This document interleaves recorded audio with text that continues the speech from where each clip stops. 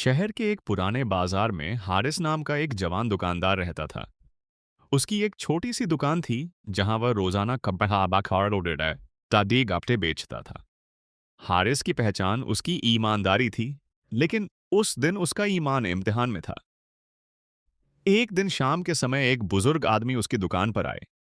उन्होंने कपड़े खरीदे और गलती से ज्यादा पैसे छोड़कर चले गए। जब हारिस ने पैसे देखे तो उसका दिल तेज तेज धड़कने लगा। दुकान खाली थी। दिमाग दसाक ने कहा, रख लो, कौन देख रहा है? लेकिन दिल ने कहा, यह अमानत है। हारिस ने तुरंत दुकान बंद की और उस बुजुर्ग के पीछे दौड़ पड़ा। काफी दूर जाकर वह बुजुर्ग मिल गए। हारिस ने उन्हें पैसे वापस कर दिए। बुजुर्ग की आंखों में आंसू आ गए। उन्होंने कहा, बेटा, तुम्हें नहीं पता आज तुमने क्या कमा लिया है। अगले दिन वही बुजुर्ग अपने बेटे के साथ दुकान पर आए। बेटा शहर का एक बड़ा व्यापारी था। उसने हारिस से कहा, मुझे अपने कारोबार के लिए एक ईमानदार इंसान की तलाश थी।